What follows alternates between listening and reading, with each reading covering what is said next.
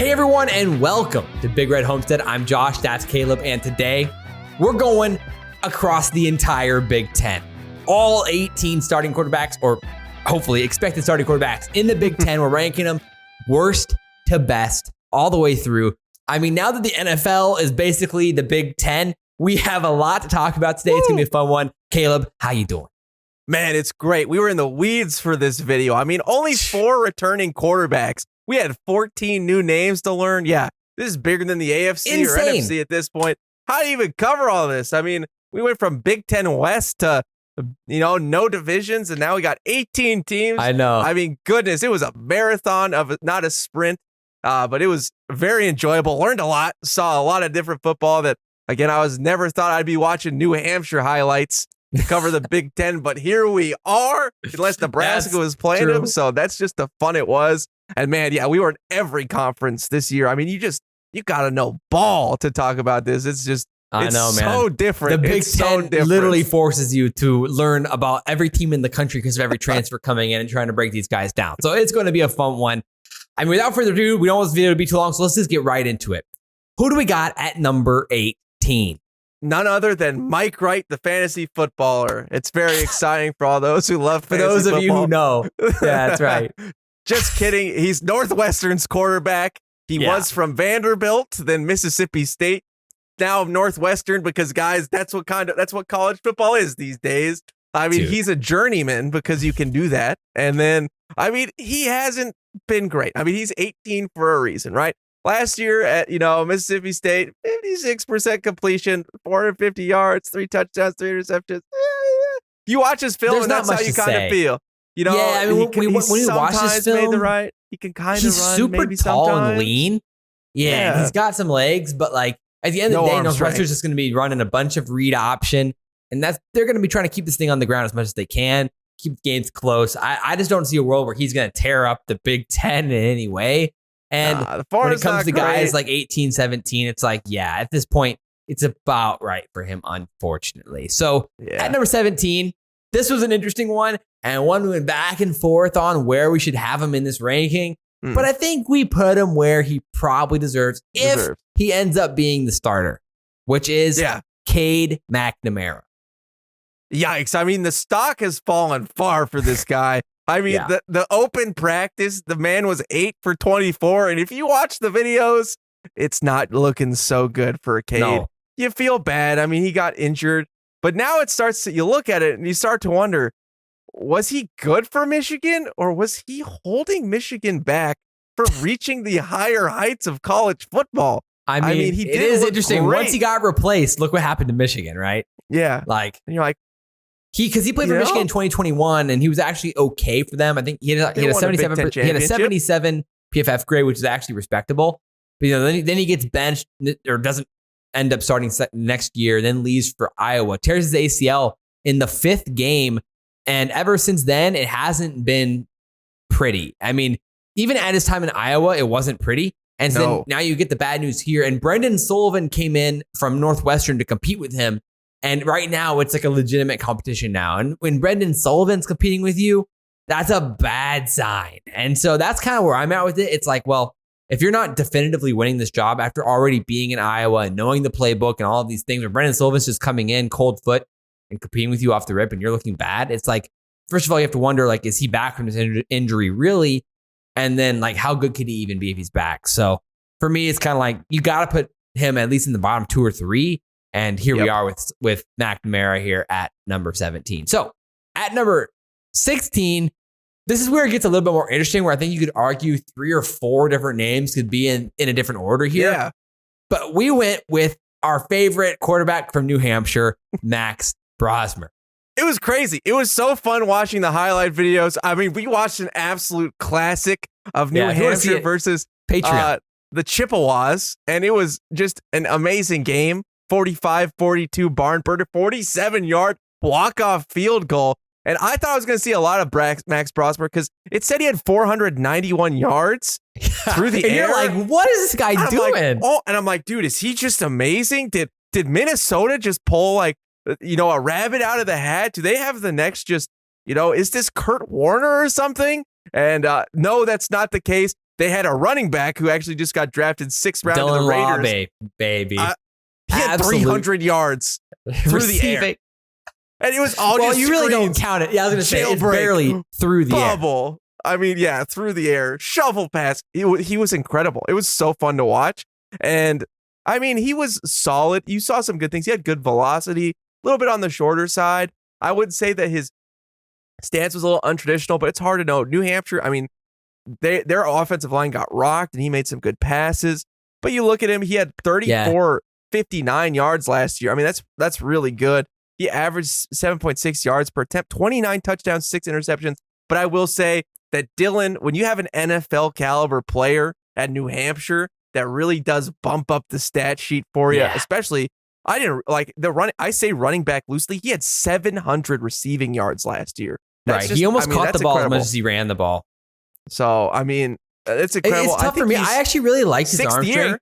He was good on the move, and he definitely had that's true. Impressive football awareness. And that is to say, again, 6th-year player. He was at New Hampshire in 2019, played 188 snaps in that year. So he's been a starter for the last 2 years, 2022, 2023, with an injury in there, and then the COVID year. So it has been a journey, and one of the oldest, probably most experienced players you're going to find in the Big Ten. But the question is, the transition from New Hampshire to Minnesota, it's like, is it really going to translate in the same way? Elon, it's like, right. It's like when now you're playing Ohio New Hampshire is a school that, again, that the Chippewas, that Central Michigan schedules as their Powder Puff games in the first few cupcake games in the first 2 weeks. So it's like, how much can you really translate that to Minnesota? It's a huge risk for the Gophers in an important year for PJ Fleck in his career. So we'll see. But I'm not confident it's going to be great. That's, I think, why he's at 16. So at 15, another really tough situation here, and that's Indiana with Curtis Rourke. Thoughts here on a guy coming over from Ohio, former MAC MVP. Yeah, we talk about the Chippewas. Why not we just get into it with some more action with Curtis Rourke? I mean, it was just the MAC highlights here. He had a really great season. It's not last year. It was actually kind of a downgrade, but the year before he had almost 70% completion, 3,200 yards, and then 25 touchdowns, 2 interceptions, and almost 170 quarterback ranking, which was really exciting. Again, he looked good, looked like a pocket passer, made a lot of the great passes, but last year was kind of, a letdown from the amazing season he had before. Again, but this will be his 4th year as a starter, 3 coming from Ohio. I think he looked solid. I'd say that it was definitely better than Brosmer if I had to rank after watching those games. Again, a higher level of football. A better touch. I think he was overall a little bit more accurate across the middle of the field. I mean, he was in the high 60s completion those percentage. Crossing routes, nice. Timing was good. His arm strength left a lot to be desired. I think that was a big question mark there. Yeah. But overall, like you said, I was pretty impressed and really happy with how he played. The question is the upside and the situation he's walking into with Indiana. Yeah, exactly. So it's hard to picture you're going to come in here and just dice it up first time in the Big Ten on a roster that has so much turnover. Yeah, I don't think they're expecting a next Michael Penix here from Indiana. No. And that moves on to number 14, which I think is a more interesting quarterback. Obviously, we ranked him there. MJ Morris, who's coming to Maryland. NC State guy. So again, now we're moving to the ACC. Just buckle in. The Big Ten it's getting weird. It's getting weird. He played 236 snaps at NC State.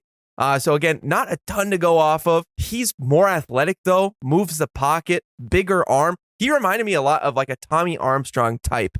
You look at his completion percentage from the last year, 55.8%. He would throw the deep ball often, and sometimes he would question. And the touchdown to interception ratio really did show that. 7 touchdowns, 5 picks. Really reminded me a lot of Tommy Armstrong. He trusts his guys, sometimes throws it into really questionable, the 50-50 ball, some of those into questionable spots. But again, exciting with his legs, exciting outside the pocket. Again, a lot of strength where it can be exciting for Maryland. It's not the same. This isn't a great Tagovailoa, but I think he's exciting enough. And again, it's quite the downgrade. It's definitely a downgrade. There's no sugarcoat that. But it was such a weird situation for him last year. He benched himself mid-season. He was just like, I'm done. And so there's question marks about how he is as a leader and what that means for him moving into a Big Ten school like this. So that's why I was just not comfortable putting him any higher than this, considering he only played in so few games in his career and so few snaps overall and experience. And so I think there's upside here considering the athleticism of the offense for Maryland, but I'm not confident he's going to take care of the ball and play a really, really solid season as a whole. So that's where I get worried for sure. So at 13, this is one of the more interesting players where he moved on from Minnesota to Rutgers, Ethan Kaliak-Manis.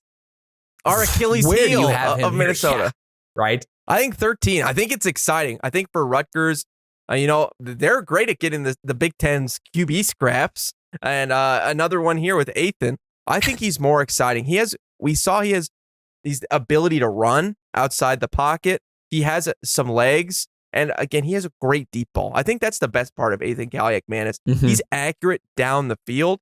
And I think that could be really exciting for Rutgers, who has a juicy schedule. I mean, they missed out. I'm going to play Ohio State, Penn State, Michigan, Oregon. When you miss all of those guys and you have, a lot of opportunities to win games, Greg Schiano's for a successful season. And especially when they came from the gauntlet of what they had last season with Greg Schiano, I think that this is an exciting guy. And then, when targeting go routes last season, 90.5 PFF passing grade. And it showed. He throws a great deep ball. And again, the accuracy is still something to be desired for him. But his team dropped so many passes for him last season. He had 3 different offensive coordinators at Minnesota. And then we saw that there was, again, rumors of PJ Fleck and him really beefing. And so he left. So I think I'm excited for Ethan. Yeah, his legs are sneakily dangerous. I mean, he's a really good out of the pocket. And so I think that's where maybe he might lack as a passer, especially in the short to intermediate. But if you give him a few more weapons, give him the dump offs, and then let him run the ball, he can be a really effective Big Ten quarterback, even though he's not as traditionally as successful as some of the other guys. I think that's why he gets a bad rep in the short game, especially. But I think in a new situation, it's a good fit for Rutgers, and that's why we have him at 13. I think it's going to maximize his talent a little bit more than some of the other spots. Wimsatt to this is big, I think for them. Wimsatt, he has the upside, but I think Kaliak-Manis will be a little more consistent, I think, overall. So that's where I'm at.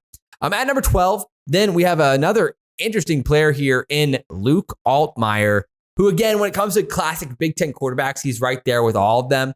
Last year he was ranked classic. He didn't actually change teams this year. I know, right? That is the first one.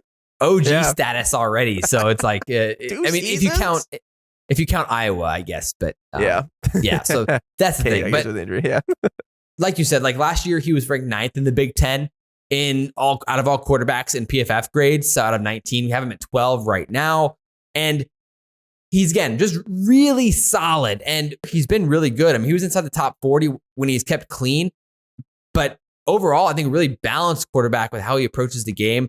And last year, the Illini and I were just tragic. Pass blocking, 117th in pass blocking. Nebraska's been there. We've never been there. But this year, moving forward, I think that's what's tough is he's a more traditional QB. Yeah, he had 30, he got sacked 34 times. So again, when you really can't escape the pocket, when you don't have somebody like even a Heinrich Harburg or Purdy that had legs, you're just hit after hit after hit.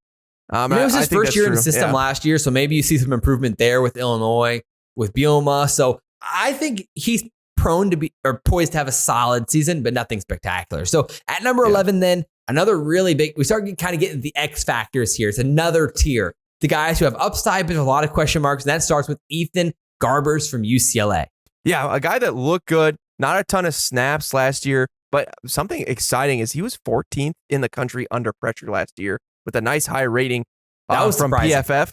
And then he had a solid deep ball grade too with 68 from PFF. And then a solid average depth of target. He had, again, a more solid than we've seen in this last tier of quarterbacks. Passing percentage is 66.4, about 1,000 yards. And I think there's a lot of improvement. I think he was really awesome in the intermediate pass game. I think in the tape, you could just see his accuracy. Again, hitting guys middle range downfield. I thought he was impressive. Throwing in the middle of the field as well. I thought his timing was really nice. And so I think UCLA has something here where I think Garbers, again, he's definitely one of the more solid QBs in the Big Ten in that category. The question is just what's his upside? I think. Yeah. He's been at UCLA for 3 years, and it's how good can he really be? Yeah. I'm not sure, especially under a new coaching regime like it is right now. And so overall, my expectations are kind of middle of the Big Ten for Garbers. That's why we have him at 11. So at number 10 now, we get into the really interesting upside picks here. And that's Alex Orji with Michigan. I mean, he's got the body, but can he piece it all together this season under this Michigan offense, new regime and everything? Don't know.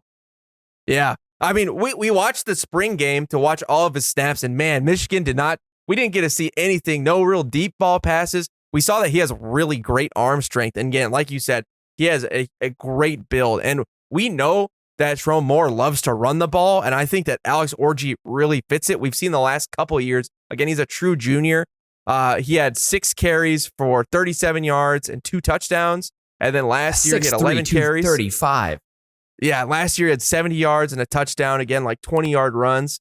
I think the read option, the triple option, I think that's just going to be their bread and butter. And one thing with Orji for me was like his footwork scared me.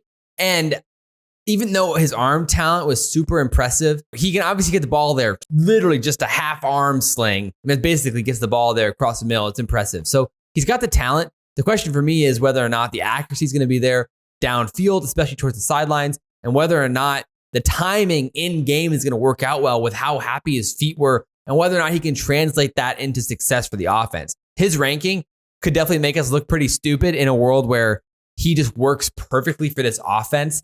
And it's exactly what Michigan needs. All they need to do is run the ball, hand the ball off to, some certain running backs. No more loves to. Yeah, and just with Donovan Edwards, enough. It'll go well. He gets hurt, though. They have nothing behind him. They have a walk-on QB. That is interesting. That's what's scary for Michigan. Especially, like, how much are you actually going to put Orji's body on the line? Because I do not feel, they say there's a quarterback competition. I do not feel good about the quarterbacks that Davis are behind Warren. Alex Orji. Yeah, Davis Warren. Yeah, I'm with you. So I think that would be the worry for me, is whether or not, the foot issues are actually really a problem there. So we'll see what happens. I think 10 is a bit scary for me, having a Michigan quarterback that low, but we'll see what happens moving forward. So at number 9, this is a guy who's just, what you're going to get from him. He's been around the block so many times. It's Hudson Card. Last year in a really tough season with Purdue with so many new pieces and so many different things, he's had a good year and did a lot. Obviously, they've lost a lot of pieces. And so the question for me is, can you keep up that production with what's looking like to be a pretty bad receiving core, even though they're going to be able to run the ball? So I'm a little bit worried about the pieces around Card this year and whether or not he could be a few spots lower. But from a fundamental quarterback perspective, he's pretty good. He gets the ball where it needs to be, and he's really reliable. So what are your thoughts on Card, and where do you have him ranked? Yeah, again, I think he's just, like you said, a really reliable quarterback. He gets the ball out. When he has a clean pocket, he looks really nice. The only worry about it for him is his deep ball passing isn't really great. He really nickeled and dimed a lot of teams. And he only had a 41% completion percentage on yards of 10+ yard throws, which was really lackluster. He had his touchdown interception ratio is pretty good with 15-8. But yeah, again, it does worry me when Purdue has had such good wide receivers. They've lost them to the transfer portal. And it's just like, what are they replenishing? Yeah. A new coach that has a defensive mindset. How is this going to look for Hudson Card just in the future? I still think he'll be solid. There were some games last year, though, where he just looked amazing. And so I still think that there's a lot to give for him, and maybe he can even see more improvement as he goes along. I mean, even if you just look at his career as a whole, as 3 years kind of with a lot of contributions, he's gotten better every single year. And so now I think another year here with Purdue, I like the odds that he could really be pretty good this year, even with the lackluster pieces. So I think how I see it is maybe his performance at Purdue might not be top 9 worthy, but a lot of the other teams in the Big Ten would really want Hudson Card on their team. And so for me, it's more like, okay, his performance might not show it, but I really do think that talent-wise, he is quite good, or at least a really solid Big Ten quarterback. I mean, last year, he was in the top 70 or so quarterbacks in the nation. I really expect him to even take a jump higher this year and be a middling Big Ten quarterback here at number 9. So at number 8, this is where it starts to get really interesting, I think. And we have Aiden Childs coming into Michigan State here at number 8. He follows his head coach from Oregon State. And man, the tape looked nice. We hadn't seen a ton, but as a true freshman. But what we did see, we really liked. Fast. He is a little bit on the leaner side. He's 6'3", only like 200 pounds. Yeah. But I think, another year he'll add some to that. But man, he is fast. And I love his form. I think he gets the ball out quick. And again, just his IQ looked really nice from his stats from the last year. Played a little bit versus UC Davis in a blowout, a little bit for Stanford. But, I mean, what you did see is almost 70% completion, 300 yards, 4 touchdowns, no picks, and almost 100 yards rushing and 3 touchdowns. Yeah. And so, again, in not a lot of time, he was easily able to convert. He looked so poised in the pocket, and we kept saying it, but he didn't look like a freshman back there. He really looked like he had full control of the offense, and it's a no wonder that he followed. I think, man, Michigan State looks scary with Childs, and I think he could easily be ranked a lot higher by the end of the season, especially, and going forward, him and just being a sophomore, by year 3 or 4, I mean, Michigan State might have something really good going, especially with Childs. Yeah, I loved watching him, man. He gets the ball out fast. He has a really nice flow. The long legs really gives him a lot of ability, I think, in the pocket to move around, and he has great leverage. And so to get downfield looks great. There was nothing to dislike about really what I saw. As a true freshman performance there, the poise was super impressive. So if anything, you'd say you'd want to see a little bit more arm strength down towards the sidelines, but as a true freshman, that's what you would expect from a guy who's especially on the leaner side. So I really have no worries there heading into year 2 that he's going to improve those things. And so even just projecting a slight improvement in year 2, I think he's going to be right there in those top 8 type quarterbacks in the Big Ten with potential if things go Michigan State's way, which of course right now looks like they're not going to be that great of a team. But yeah, overall, I think the potential is there in the long run for him to be top 5 type quarterback in the Big Ten and really be prolific. So I'm excited to follow. I'll watch his career with great interest, to say the least. So without further ado, at number 7, we decided to put Dylain Raiola here at number 7. Caleb, who is this guy? Yeah, I think it's this team called Nebraska, if you didn't know. That's what it is. Yeah. We're in Lincoln, Nebraska.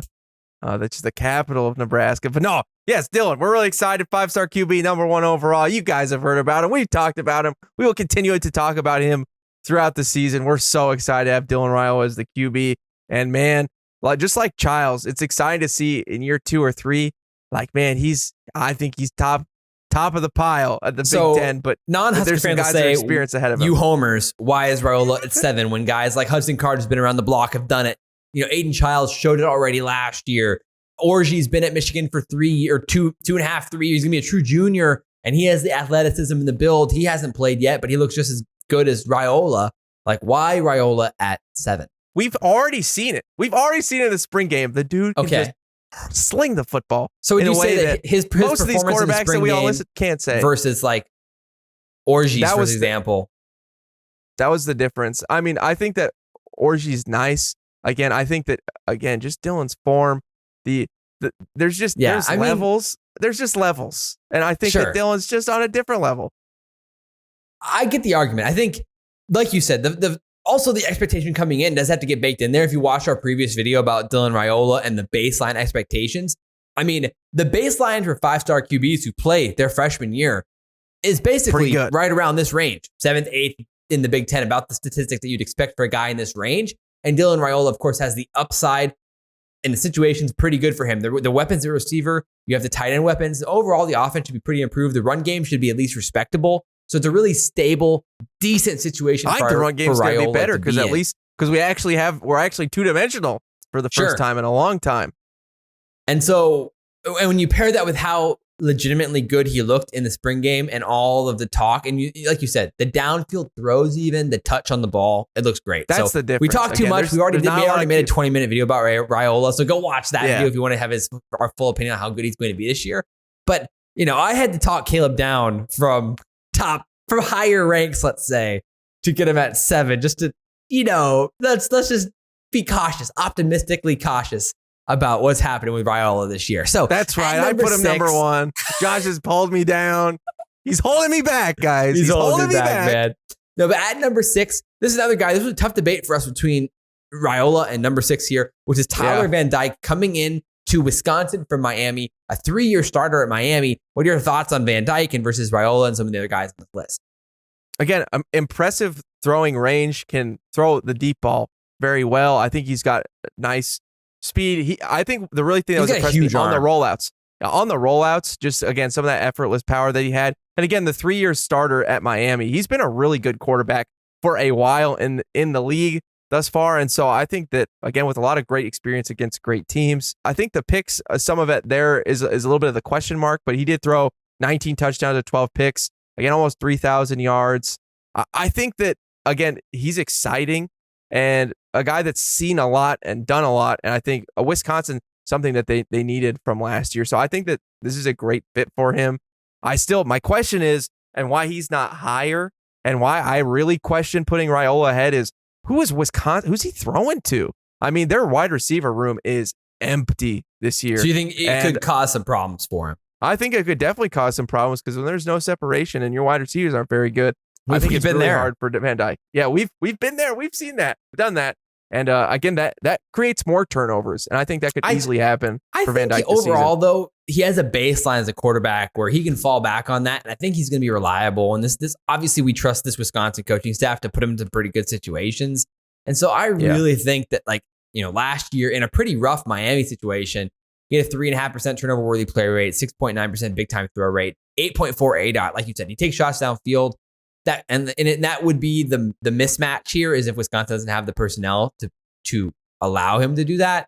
But last year he was great under pressure, 28th best in the country under pressure, which is a really good ranking. With all the turmoil at Miami, he had an 85.9 PFF grade. You stack that on his resume. I just think I trust him to be great, and he's going to have an above average outcome considering the situation and the coaching staff he's on. So he's poised to be a pretty good quarterback this year, which is why I have him at number 6. So with that said, at number 5, this is where this top 5 here gets really mixy about how you're going to organize these guys. And there's some unknowns here and transfers. And I think I think even the top 8, there's a lot. There could be a lot to switch at the end. This top 10. But yeah, Will Rogers at Washington, a guy from Mississippi State, none other than the late great rest in peace Mike Leach under that tree. So we know that when he was playing under Mike Leach, it was just an air raid show. 4,449 yards, 35 touchdowns, 8 interceptions. That was his best season in 2021. Not nearly as good the next year, which makes sense. Some of the genius that he had before, it's just not the same. But he was okay. 1,600 yards, 12 touchdowns, 4 interceptions. I think again he can throw the ball downfield. He's pretty accurate. I think that. Last year wasn't a complete season because he missed almost half the year because of injury. So he got injured in week 6. And so he missed 5 weeks there. And so the resume isn't as complete as you want it to be following the 2021 breakout campaign. 2022, which is insane. All right. I would say 75% completion percentage in that season too. It was Will Rogers the truth after 2021. Exactly. And so then when you watch the film, I think you're really impressed with his arm strength, his touch towards the sidelines, and just overall his physical presence on the field. In the film that we watched, he had a lot of time to throw, and I'd be interested to dive into the stats about how he is. Yeah, I was impressed with his a lot of teams are throwing nickel dime coverage at him because again he was so good at throwing, and he was still dicing teams up, hitting the open spots, really good throwing in zone coverage, really everywhere. And again, he took some risks, put some balls in tough spots, but he doesn't have as strong of arms as some of the other guys, but he knows when to put the spin on the ball, get that as hot as he can. And he really had a nice job. Yeah. Or to vary it, to lob it. And I thought, he really had a nice variance of ball speeds. He could throw the changeup. He could throw the heater. He could throw the curveball. And he was really good in the red zone. I was impressed again when that field gets tight. He still, again, really found some really nice windows and really trusted his guys. Again, putting the ball in the right spot, high, low, again, in between zones, places just pylon throws. He was pretty the complete package, especially in those red zone situations. More so than a lot of these quarterbacks I've seen, which is why we put him at 5. A lot of different range of outcomes for him here. And with Washington, a lot of unknowns, so much change for that team. It's hard for me to commit that he's going to be great in that scenario. At number 4, talk about another guy who's really hard to rank, though. And if someone had Will Rogers above this guy, I'd be like, okay, yeah, sure, that makes sense. But Miller Moss at USC, he's experiencing the magical touch of Lincoln Riley, and he only played in basically one legitimate game last year against Louisville, but he dominated. Thoughts on Miller Moss here in USC? Man, again, yeah, not a lot of tape. But, you think that Lincoln Riley, it's good to bet on Lincoln Riley with quarterbacks. I mean, history shows that betting on Lincoln Riley with quarterbacks is pretty good.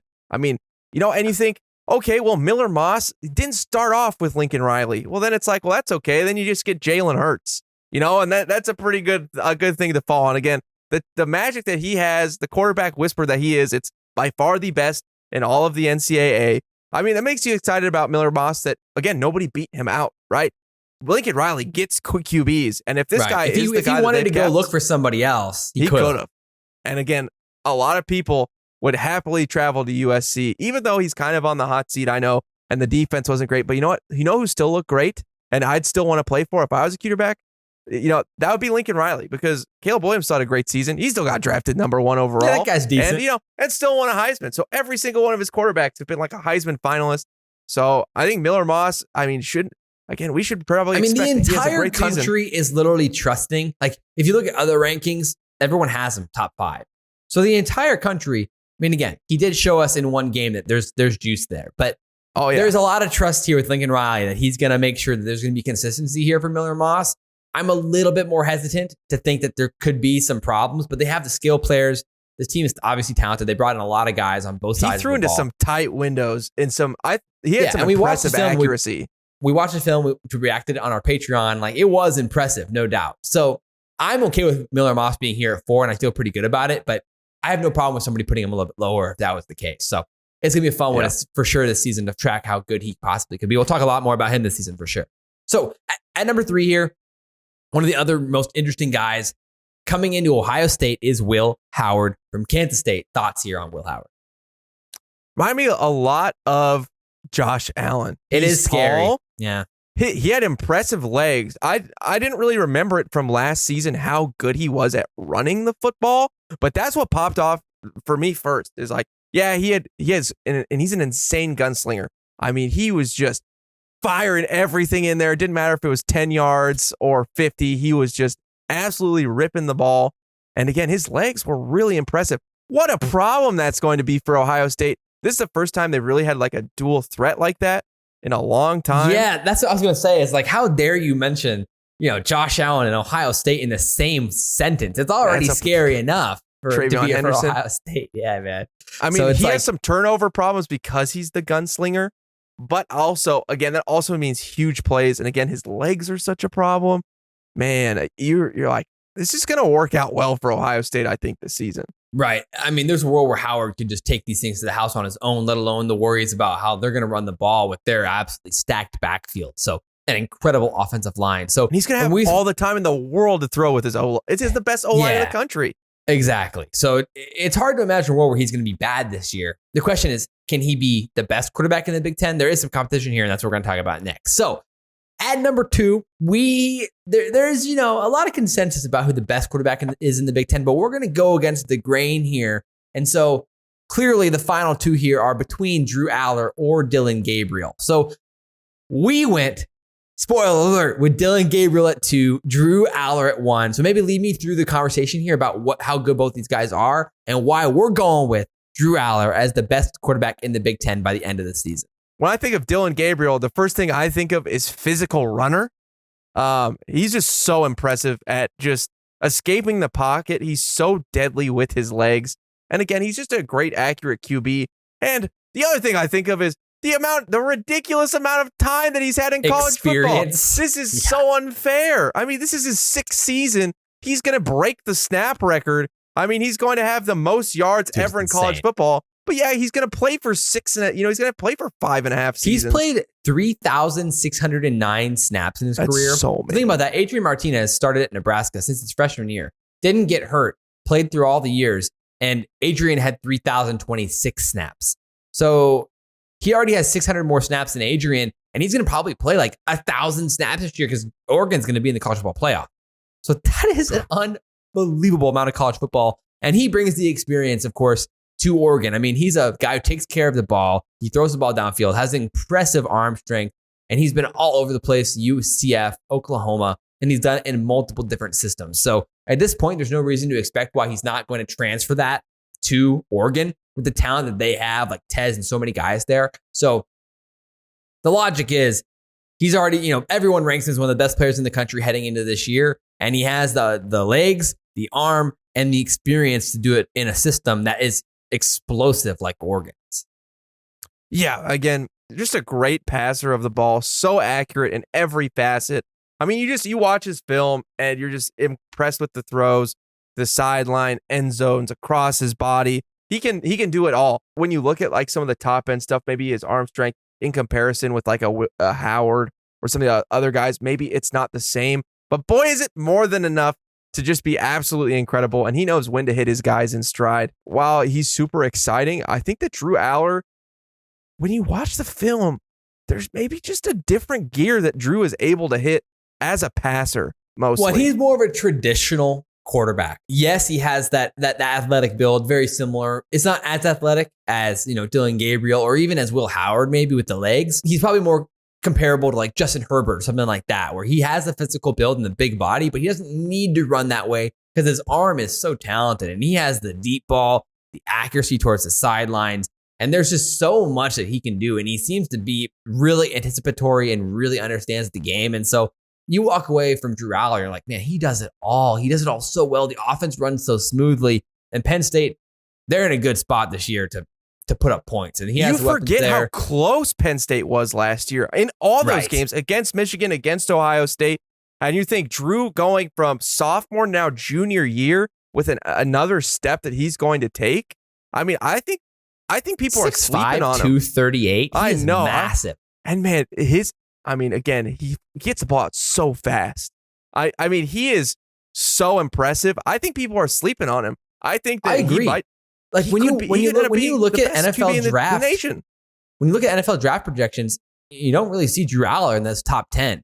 But like, there's absolutely a world where he dominates this year. Penn State's a top 4 team. He's 101. And he heads to the NFL 101. I think that's a very plausible outcome and something that the world should be really aware of here as a potential situation for this team. So I am really impressed with Drew Allar. Both of them are great. I think you could toss them up and pretty much nail it with either of them. But I'm going to take the upside of Allar. Again, we know what Gabriel is. He's a great quarterback, top 10 in college football. But could Allar take that step up, go from being top 20 to then being top 5? I think it's possible. And the country's sleeping a little bit on Drew Allar. 100%. And with that comes the absolute gauntlet that was the Nebraska. Insane. That was the Big Ten QBs. 18. We just went through a lot. We had to learn a lot. I hope you guys learned something. I cannot wait for college football to start, to see all these Big Ten teams, to hear all of you guys in the comment section from all you other fan bases absolutely saying we're homers or loving every minute of it because we ranked your quarterback high. We really appreciate the watch. As always, I'm Caleb. That's Josh. This has been Big Red Homestead, and we'll see you next video. Go Big Red, baby.